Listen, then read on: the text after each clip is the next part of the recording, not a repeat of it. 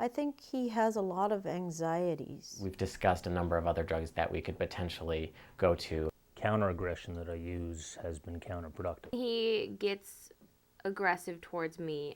It scares me. So it's kind of a vicious cycle that we haven't really been able to break.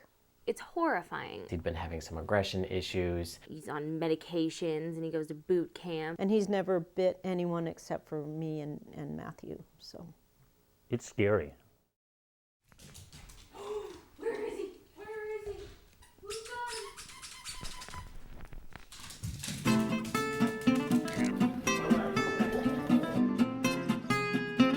No jumping.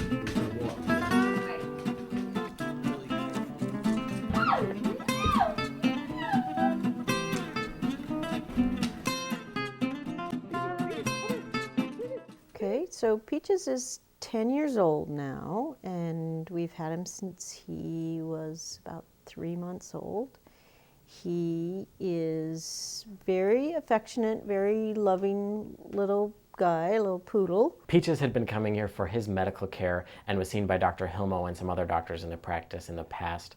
About 2 months ago, he was brought in for me to do a behavioral consult because he'd been having some aggression issues. And I'm not sure how we discovered that a number of things weren't quite right. Well, when we went to Italy and we left him with a friend of ours, when we came back, that friend said that he had some problems with Peaches. I think jokingly John said that he had drop kicked him across the kitchen. And that was really the first time that we really had any problems with him with other people. Behavioral issues, and specifically to speak of aggression in dogs, can come from a variety of things.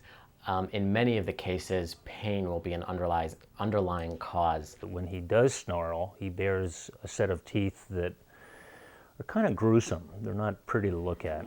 You see the change in his attitude. His upper lip kind of sticks up like this, and I mean, I can see it when we're out.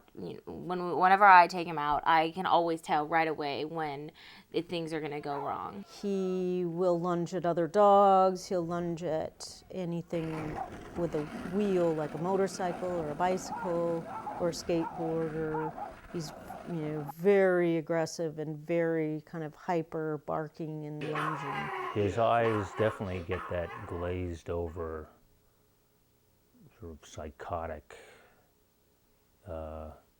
look to them. It's not pretty. We tried one drug called clomipramine. It goes by the brand name Clomicalm. It's a drug that's specifically marketed and FDA approved for behavioral issues in dogs, and that's why I chose it first. We had him on a medication that didn't really help very much at all, and that was for about 6 weeks. And now we've just started him on a new medication. And the drug that we're choosing to use right now is Prozac. Because as in people, it's also true in pets that it can be behavior modifying and also anxiolytic. Make a little capsule. Yeah. Okay. All right, did you? Okay, sit. Good sitting, good boy. There you go. All right. Good boy. All right. That's it. It just feels like, doesn't he recognize who I am, and why doesn't he understand that, like, I'm not trying to hurt him, or I'm not a threat at all? I'm like his big sister. Yeah, it does make me sad. Like I said before, I wish I could take him more places. When he was younger, I used to take him with me a lot, but now it's the decision is, do I want to complicate this errand? When he begins his meltdown, which again is a nightly routine, it's difficult. They really butt heads. They go head to head. When we're putting him to bed at night, he gets really, really angry. And my dad and him have this little game they play where they stare at each other through his cage, and Peaches will start to growl, and then my dad will start to growl back, and they'll be just like growling at each other. Literally, my dad's down on all fours. Peaches, to me, on the one hand, he's our dog. He's our companion in life. He's a member of the family.